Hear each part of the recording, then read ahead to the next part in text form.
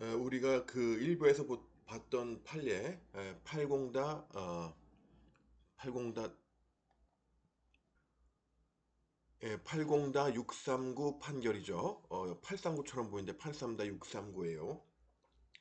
자, 이 사건에서 그러니까 이제 뭐냐면 그 대법원은 뭐냐면 이거는 진이 아닌 의사표시에 아예 해당이 안 된다 이런 거죠. 그러니까 말 그대로 진정한 의사표시였기 때문에 그 교직원이 전적으로 책임을 져야 되고, 그리고 이제 그 보증인도, 그 책임이 있다는 거죠. 그래서 이런 경우 우리가 이제 법에서, 명의대여라고 합니다. 명의대여. 이름을 빌려주는 거죠. 이렇게 명의대여의 경우에는, 판례 입장은 아주 명확해요. 명의대여를 한 경우에는, 그 은행에서 빌린 돈은 그 빌린 사람, 그 명의를 빌려준 사람이 법적으로 책임이 있는 거다 이런 의미입니다. 이 사건처럼 실제로 쓴 학교가 책임을 지는 게 아니고 법적으로는 명의를 빌려준 직원이 책임을 진다는 걸 여러분이 분명하게 좀 인식하고 있어야 될 것 같아요. 왜냐면 나중에 이제 사회생활을 할 거기 때문에. 그래서 이 경우에 이제 교직원이니까 학교, 그 자기 회사에서 그렇게 부탁을 했겠죠. 그러니까 이제 자기 이제 그 직장이니까 이제 그런 요구를 이제 과감하게 거절을 못하고, 그러면 이제 은행 가서 내 이름으로 빌리겠다 해서 이제 실제로 쓰기는 학교가 썼겠죠. 그리고 이 경우에 이러한 사실을 그 대출 기관, 돈을 빌려준 은행에서 알 수도 있어요. 근데 관계 없다는 겁니다. 은행에서 알았다 하더라도. 왜냐면 은행에서는 분명히 뭐 실제로 그 학교가 쓰더라도 은행에서 빌려준 사람은 이 교직원이기 때문에. 알겠습니까? 그 교직원이 자기 이름으로 대출을 하고, 그 다음에 그 필요한 그가 제출해야 되는 서류도 다 제출했으니까 그 돈을 빌리면 그 돈을 학교에 쓴다 하는 거를 설사 은행에서 알았다 하더라도 이거는 그 진이 아닌 의사표시에 해당이 안 되기 때문에, 이거 완전한 진정한 의사표시이기 때문에 이 경우에는 뭐 실제로 그 돈을 쓴 건 학교다라는 거를 금융기관이 알았다 하더라도 역시 갚아야 될 사람은 명의를 빌려준 그 교직원, 그러니까 자기 이름으로 빌린 그 교직원이 갚아야 한다 이거죠. 그래서 아까 명의 대여 이름을 빌려주는 거, 여기에 대해서 판례는 뭐냐면 그 명의 대여의 경우에는 그 직원이 그 돈을 빌릴 때 돈을 갚을 의사가 없이 돈을 빌렸다 이렇게 볼 수 없다는 거죠. 왜냐면 이제 이게 진이 아닌 의사표시에 해당이 되려면 그 교직원은 전혀 돈을 갚을 생각이 없이 빌렸다고 봐야 되는데, 이 경우에 이제 그렇게 이런 경우에 보기 어렵다는 거고, 또 설사 가정에서 만약에 그 직원이 돈을 갚을 의사가 전혀 없이 그 돈을 빌렸다 하더라도 그것까지 돈을 빌려준 은행에서 알기는 어렵다는 겁니다. 이 사람이 전혀 돈을 갚을 의사 없이 돈을 빌린 진이 아닌 의사표시에 의한 그 행위다라고 그 은행에서 알기는 어렵다는 거죠. 그래서 진이 아닌 의사표시 해당이 안 되고, 명의대여는 설사 진이 아닌 의사표시라 하더라도 상대방 즉 은행이 알았거나 알 수 있었다고 볼 수 없기 때문에 어느 경우든 뭡니까, 그 돈에 대한 책임은 명의를 빌려준 자기 이름으로 대출한 직원이 책임을 진다. 알겠죠?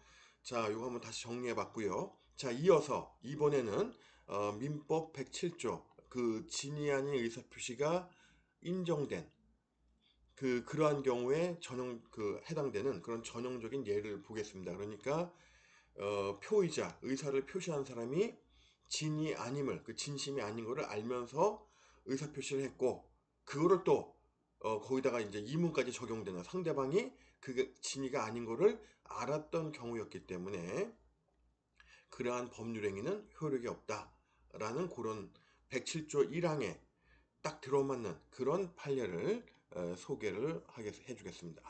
그래서 요거죠. 98-45744 사건. 역시 사건 번호를 복사를 해서 대법원에서 운영하는 종합법률정보에 들어가서 그 사건 번호를 붙여서 검색을 하면 사건이 뜨겠죠.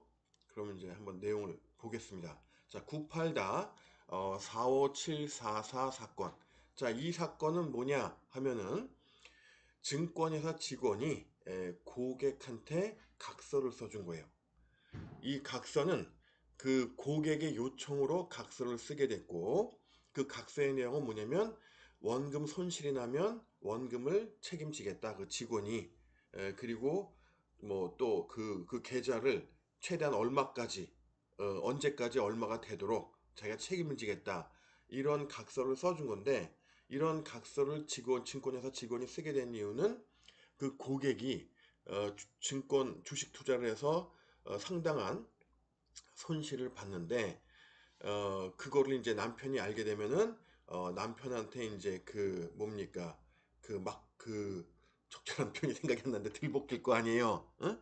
그 가정에 불화가 생기고, 그러니까 이제 남편의 질책을 두려워해서 제발 이 각서 이거, 응? 요 각서만 써주면, 응? 이거 뭐 진짜 뭐 책임지라고 안 할 테니까 요런 내용의 각서만 좀 써달라, 응? 남편의 질책을 좀 피하기 위해서 좀 그런 거다, 이런 식으로 얘기를 해서 증권회사 직원이 그걸 써준 겁니다. 알겠습니까?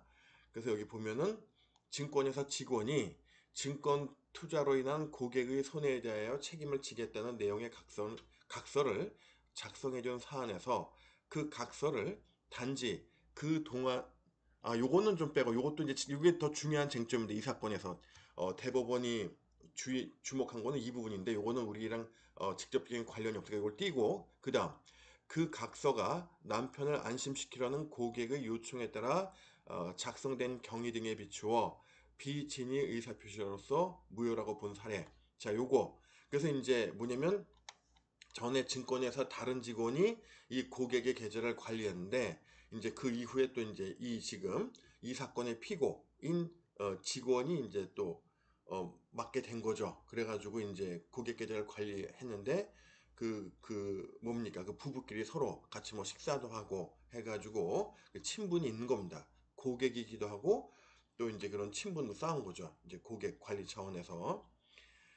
자, 그래가지고 각서를 여러 개 써줬는데 그 중에 하나만 보겠어요. 여러 개 있는데 그 중에 하나, 1994년 6월 10일에 그 증권회사 직원이 그 고객에게 써준 각서의 내용을 보면, 1992년부터 구자를 관리해 오던 중, 피고가 관리해 오던 중 손실폭이 워낙 큰 사실을 인지하며 앞으로 1994년도 중 이 구자 금액에 대한 원전 보전과, 그러니까 원금을 보장해 준다는 거죠. 손실이 나면 그 증권회사 직원이 메꿔주겠다는 겁니다. 메워주겠다는 거. 그 다음에 최소한 1억 5천만 원을 본인 각서인이 책임지겠음, 이렇게 각서를 써준 거예요.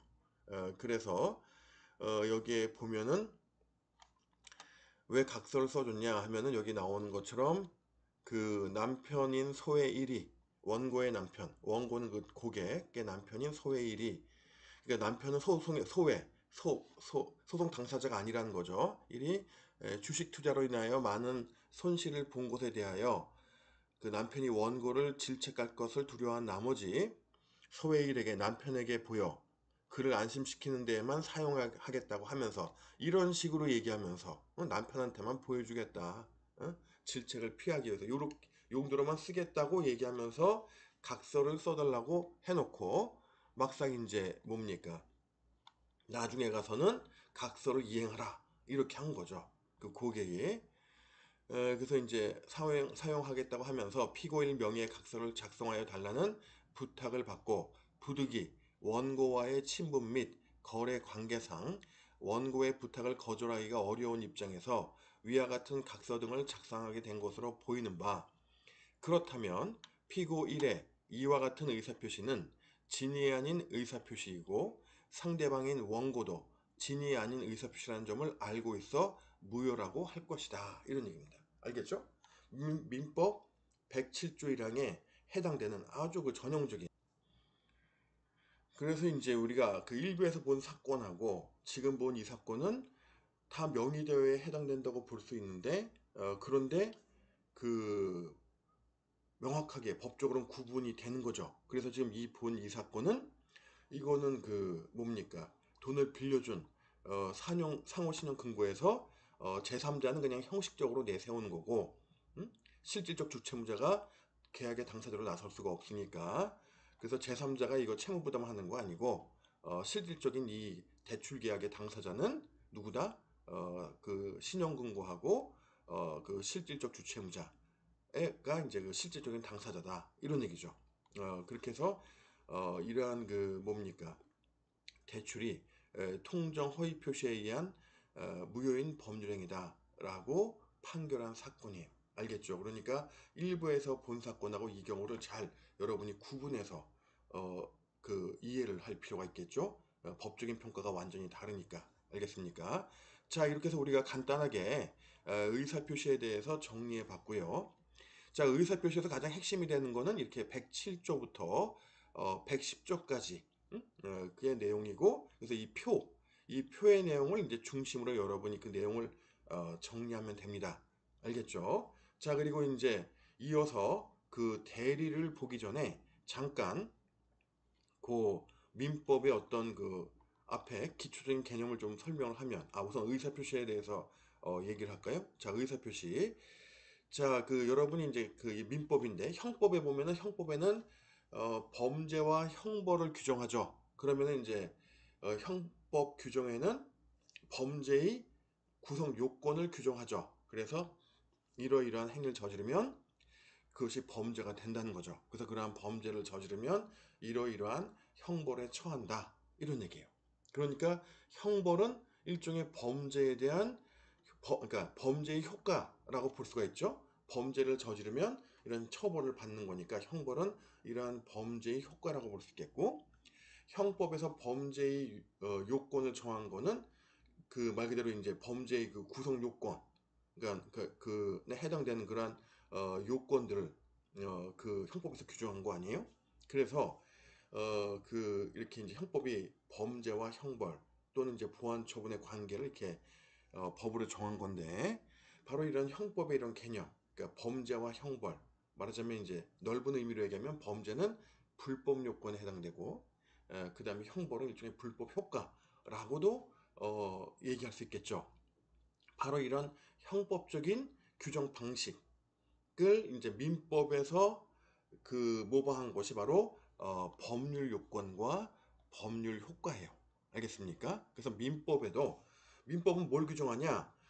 일정한 법률행위가 효력을 발생하기 위해서 그러한 그 법률 효과를 발생하기 위한 요건, 즉 법률 요건을 갖다가 그 민법에서 규정을 하죠. 그래서 법률 요건에서 규정하는 거는 일종의 그 권리 변동의 원인, 그죠? 권리의 변동. 권리의 변동이라는 거는 뭐의 줄임말이냐? 권리 의무 관계의 발생, 변경, 소멸.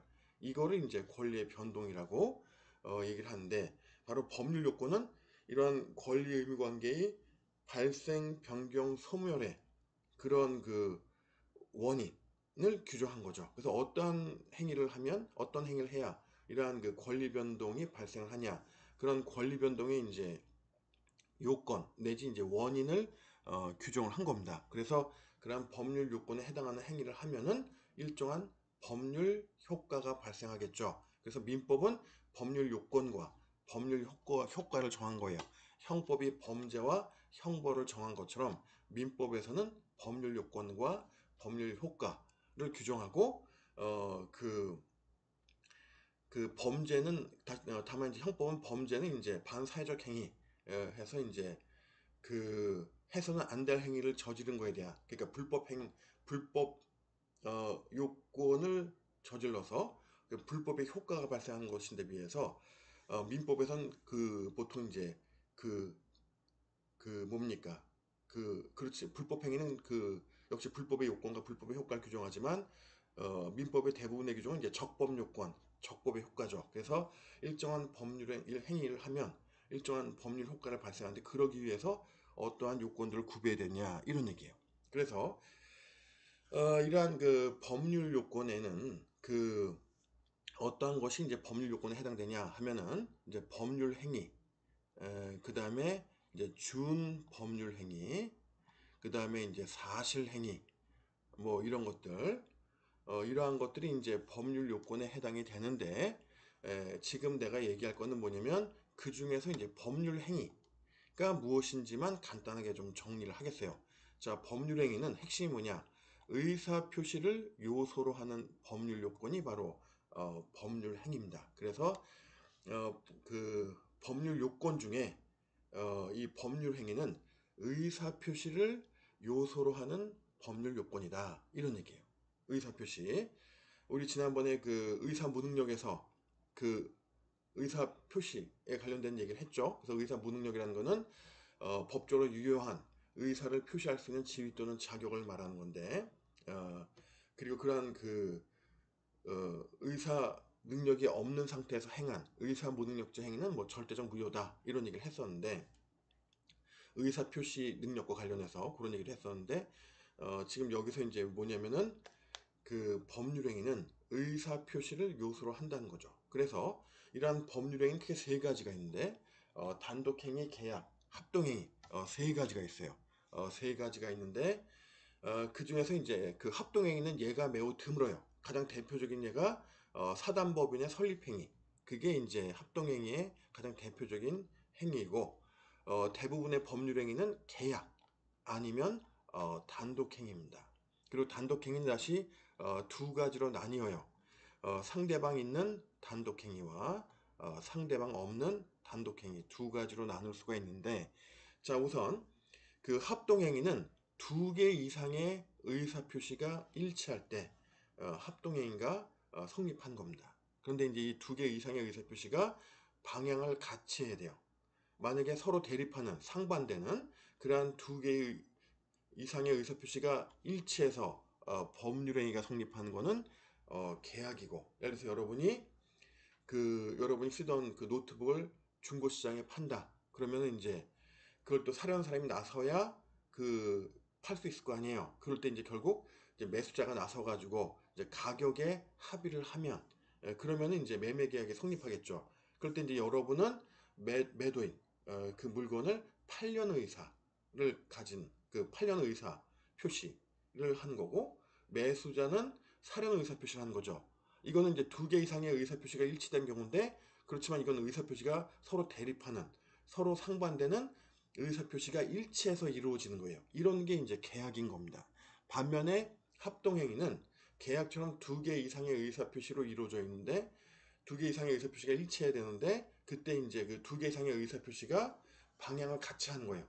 서로 대립하는, 상반되는 의사표시가 아니라는 겁니다. 그래서 사단법인의 설립행위처럼 그 복수의 그런 사원들이 모여서 회사를 설립한다, 또는 뭐 비영리 사단법인을 설립한다, 이럴 때 이제 요런 행위가 이제, 요거는 이제 서로 대립하는 의사표시는 아니기 때문에 방향을 같이 하는 두 개 이상의 의사표시가 일치해서 이루어지는 행위이기 때문에 이것이 이제 합동행위고요.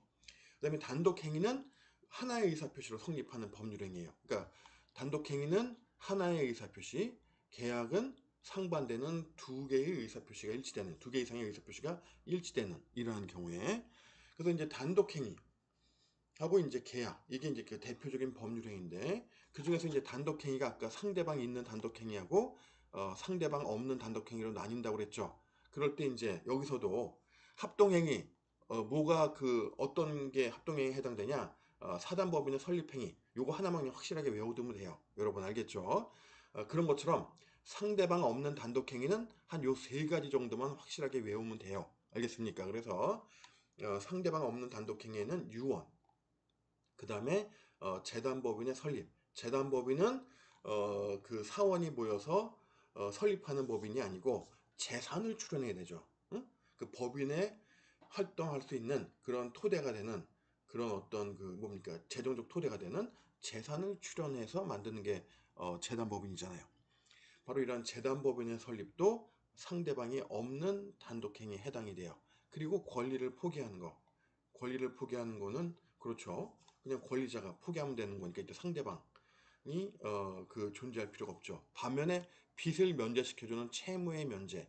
이거는 상대방이 있는 단독행위예요. 왜냐면 채무자가 있을 거 아니에요. 그 채무자한테 그 돈 갚을 필요 없다, 이렇게 채무를 면제시켜주는 거니까 채무의 면제는 상대방이 있는 단독행위지만 권리의 포기는 상대방이 없는 단독행위다. 그래서 합동행위 하면은 그냥 사단법인의 설립행위, 그 다음에 상대방이 없는 단독행위, 유언, 그 다음에 재단법인의 설립, 권리의 포기, 요 세 가지, 그리고 합동행위의 사단법인 설립행위, 요것만 좀 확실하게 외워두면, 그러면 이제 상대방이 있는 단독행위하고 계약은 이건 어느 정도 이제 그 법률행위의 의미를 알면 구분이 가능하니까 여러분들이 스스로 좀 판단할 수 있을 거예요. 알겠죠? 그리고 이제 유언 가로하고 한국했는데, 요건 왜 그러냐면 유언할 때 그 유증을 받는 사람이 있잖아요. 응? 그런데 그 수증자가 있는데, 유증자가 있고 수증자가 있는데, 우리나라는 유언을 상대방이 없는 단독행위라고 해요. 법에서 그렇게 취급을 해요. 응? 수증자가 있지만, 그런데 입법례에 따라서는, 즉 나라에 따라서는 유언을 상대방이 있는 단독행위로 보는 그런 입법례, 그런 나라도 있다는 겁니다. 근데 우리나라는, 적어도 우리나라는 유언은 상대방이 없는 단독행위로 본다는 거, 그 점을 또 주의하기 바라고요.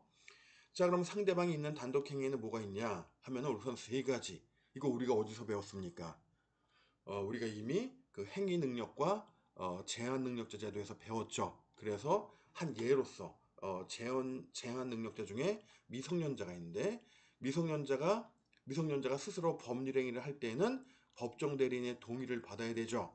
그런데 법정 대리인의 동의를 받지 않고 한 법률 행위는 취소할 수가 있고, 그러한 취소할 수 있는 법률 행위를 추인하게 되면은 확정적으로 이제 유효가 되기 때문에 더 이상 취소할 수 없게 되죠. 자, 그럴 때 이런 뭐 동의권, 취소권, 추인권 이런 걸 우리가 배웠고, 또 이 개념은 서로 연결돼 있죠. 각각 다른 개념이지만 요거 한 세트로 우리가 외울 수 있겠죠. 뭐로? 상대방이 있는 단독행위의 예로. 그래서 동의, 취소, 추인, 이거는 이제 상대방이 있는 단독행위에 해당되는 전형적인 경우고, 또 아까 채무면제도 채무자가 있어야 되니까 상대방이 있는 단독행위. 그 다음에 상계는 뭐냐면 이런 거예요. 자, 갑이 전에 을한테 예를 들어서 뭐 한 30만 원 꿔줬는데, 오늘은 급해가지고 갑이 을한테 5만 원 껐어요. 그래가지고 이제 내일 준다고 하고 이제 5만 원 껐는데 내일이 된 거예요. 그럴 때 이제 갑이 뭡니까? 우리 이제 너 내가 전에 30만 원 꺼준 거 있으니까 그 5만 원은 그 30만 원 꺼준 거 중에서 네가 갚았다고 하고 25만 원 나한테 갚아라. 이런 식으로 하는 거. 그러니까 이제 이게 일방적 의사 표시인 거예요. 갑의 일방적 의사 표시에 의해서 갑은 을에게 전에 30만 원을 꿔줬고 을은 그걸 갚아야 되는 상태예요. 지금 아직 갚고 있지 않은데, 그런데 이제 오늘 급해서 갑자기 갑이 을에게 돈을 5만 원 꿨는데 내일 준다고 하고, 내일 돼가지고 갑이 을한테 그냥 30만 원 전에 빌린 거 있으니까 거기서 5만 원 빼고 25만 원만 갚아라. 이렇게 해서 이제 갑과 을의 채권 채무 관계가 이제 뭡니까? 이제 을이 갑한테 25만 원만 갚게 되는, 갚으면 되는 이런 식으로. 그럴 때 이제 그 30만 원 껐던 거에서 5만 원 빼고 25만 원만 이제 갚어. 이렇게 하는 게 이게 상계예요, 상계. 알겠죠? 그래서 이거는 그냥 갑의 일방적 의사 표시에 의해서 성립한 겁니다. 이게 을의 동의가 필요한 게 아니에요. 그래서 이게 계약이 아니고 이게 이제 상대방이 있는 역시 단독행위에 속한 겁니다. 알겠죠? 그 다음에 계약의 해지 이런 말도 들어봤죠. 자, 요것도 다 상대방이 있는 단독행위에 해당이 돼요. 해지하고 해지의 중요한 차이는 뭐냐? 해지를 하게 되면 해지한 시점 이전의 행위는 완벽하게 유효하고, 해지한 이후에는 더 이상 그러한 그 행위가 효력이 없는, 그러니까 어떤 뭐 계약을 했다, 계약을 해지했다. 계약은 상반되는 당사자의 합의에 의해서 계약이 성립한 거고, 그 계약을 해지한다는 거예요. 해지는 상대방이 있는 단독행위라는 겁니다. 그래서 갑이 해지를 하면 갑과 을 간에 해지하기 전에 있었던 행위는 완벽하게 유효하고, 그 다음에 해지한 이후에 갑과 을 간에는 더 이상 아무런 더 이상 이제 효력이 없는 거예요. 그 계약은. 이게 해지고, 해제는 뭐냐면 소급해서, 해지했을 때 소급해서 계약이 무효로 되는 거예요. 알겠죠? 이런 해제나 해지는 상대방에 대한 일방적 의사표시로 성립합니다. 그래서 이것도 상대방이 있는 단독행위에 해당이 돼요. 그래서 여기서 지금 얘기하는 이런 것들은 여러분이 전에 오늘 처음 보는 개념이라 하더라도 상대방이 있는 단독행위 예로서 8가지 좀 그래도 쉽게 좀그 뭐라고 해야 되나? 이거를 그러니까 외우는 것까지는 아니어도 그 숙지를 할 수가 있을 거예요. 그렇죠. 동의, 취소, 추인 한 세트. 그 다음에 채무 면제는 권리의 포기와 달리 채무자에 대해서 의사표시를 하는 거니까 이것도 상대방이 있는 단독행위. 그 다음에 상계 개념 설명했고 채무의 면제 2개 들어왔구나. 이런 미안합니다 여러분. 7개만 외우면 되겠네. 아니 왜 이렇게 됐지? 그래가지고 해지까지 그래서 7가지 요게 그 상대방이 있는 단독행위의 전형적인 그러한 예에 해당되니까 이건 꼭 외울 것까지는 아닌데 요거 어떤 것들이 해당되는지 한번 이렇게 한 2~3번 잘 그 개념을 정리하면은 이게 좀 그 충분히 요게 외우지 않더라도 머릿속에 정리가 될 겁니다. 자, 이렇게 해서 우리가 이제 법률행위의 3가지 유형에 대해서 봤고 법률행위는 의사표시를 요소로 하는 법률 요건이다 이런 얘기예요. 알겠죠? 요거 그리고 이제 법률 요건이 뭐냐? 권리 의무 관계의 발생, 변경, 소멸, 즉 권리 변동을 가져오는 요건을 법률 요건이라고 한다. 형법의 범죄에 비유될 수 있고 법률 효과는 형법의 형벌에 우리가 비유해 볼 수 있고 바로 형법의 그런 규정 방식을 민법에 도입한 겁니다. 그래서 민법의 규정을 법률 요건과 법률 효과로 크게 둘로 나누는 거죠. 알겠죠? 자, 그리고 또 하나 앞에서 그 하나 간단히 또 볼 게 뭐냐면 근대민법의 기본 원리가 뭐냐 하면은 근대민법의 기본 원리는 사적 자체의 원칙입니다. 사적 자체의 원칙. 그래서 이 사적 자체의 원칙을 크게 3가지로 나누면 우리가 이제 영미법에서 특히 이제 미국법에서는 자 우리가 이제 자 우리 민법은 어떻게 돼 있냐? 독일식 민법의 편제를 따르고 있어요. 그래서 이제 독일식 판별법을 따르고 있는데 로마식 판별법은 요거는 이제 프랑스가 따르고 있고 그래서 프랑스 민법이 따르는 로마식 판별법은 민법을 크게 인사편, 뭐 가족법에 해당되는 거죠. 그다음에 재산편, 우리 재산법에 해당되고 소송편, 민사소송법. 그러니까 이제 로마식 판별법은 민법과 민사소송법을 합한 민사법을 크게 셋으로 나눈 거예요.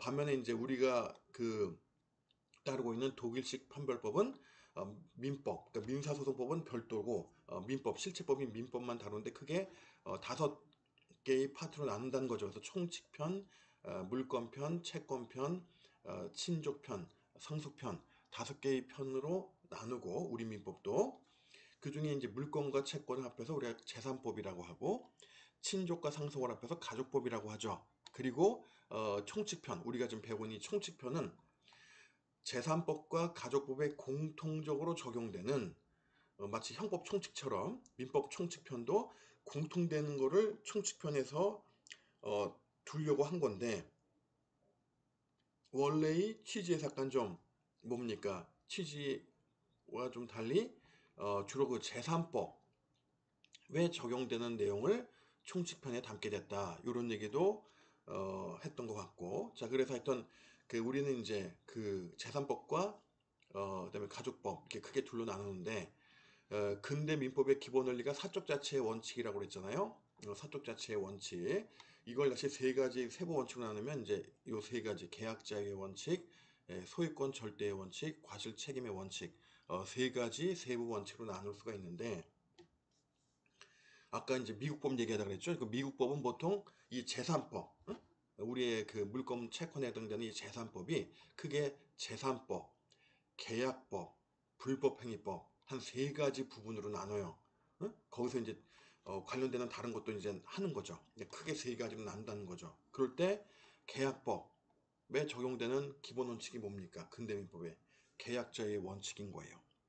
그 다음에 우리의 물권에 해당되는 미국법에서의 재산법은 소유권 절대의 원칙. 그리고 불법행위법에서 기본 원칙이 뭐냐? 과실책임의 원칙. 그러니까 오히려 뭡니까? 미국법의 그 재산법의 분류에 상응하는 그런 그 연결이 가능한 거죠. 그래서 미국법에서 주로 그 재산법은 계약법, 그 다음에 재산법, 불법행위법 크게 3가지로 나누는데 거기에 대응하는 그런 개념이 그런 측면이 있는 거죠. 그래서 계약자의 원칙, 소유권 절대 원칙, 과실 책임의 원칙, 이 세 가지 원칙으로 사적 자치의 원칙이 이루어진 것이고, 다만 현대에 와서는 계약 자유의 원칙을 여전히 근간으로 하지만 부분적으로 그 계약 공정의 원칙, 계약의 공정성을 이제 또 동시에 고려하는 이런 측면이 있어요. 현대법에서. 여기 아까 나 계약 재산 불법행위 써놨네. 오케이. 그래서 이제 그 여전히 오늘날에도 계약자의 원칙이 근간을 이루지만 경우에 따라서는 이제 소유권 공공의 원칙이 적용되는 경우가 있고, 그다음에 이제 계약자의 원칙도 계약 공정의 원칙이 적용되는 경우가 있고, 과실 책임의 원칙도 예외적으로 과실이 없는 경우에도 책임을 지는 무과실 책임의 원칙이 적용되는 경우가 있습니다. 그래서 현대에 와서는 이런 근대민법의 기본 원리, 사적 자치의 원칙은 이런 식으로 좀 완화돼서 적용되고 있다. 이런 얘기예요. 이거 좀 참고하기 바라고. 그리고 우리가 배우는 민법이라는 게 뭐냐? 민법은 그냥 이렇게 간단하게 얘기할 수 있겠죠. 개인의 법률 관계를 규율하는 일반 사법이다. 뭐 이런 식으로 좀 정리할 수 있겠고, 개인의 법률 관계는 크게 재산 관계야. 가족 관계로 나눌 수가 있는 거죠. 그렇죠? 그리고 그 대륙법계에 의하면 공법이 아니고 사법이고, 다만 이제 이 일반법이라고 하는 것은 앞서도 얘기한 것처럼 이제 상대적인 구분이기 때문에 어느 법하고 비교하느냐에 따라서 달라질 수 있어서 민법 일반법이다. 이거는 이제 100% 절대적인 건 아니지만 보통 민법은 그 뭡니까? 주로 특별법보다는 일반법으로서 이제 역할을 한다는 거죠. 그래서 이렇게 민법을 개인의 법률 관계를 규율하는 일반 사법이다. 뭐 이런 식으로 이제 보통이 아니라 이제 이렇게 나는 이제 간단하게 정리를 하고 있어요. 반면에 상법은 민법에 대해서 특별법의 지위를 갖죠. 이 상법은 개인의 법률 관계 전반을 다루는 게 아니라 상인의 행위와 일정한 상행위에 대해서만 적용되는 특별사법이라고 할 수가 있는 거죠. 여기서 특별법이라는 명칭을 붙이는 것은 민법과의 관계에서 특별법의 지위를 갖는다. 이런 얘기입니다. 알겠죠?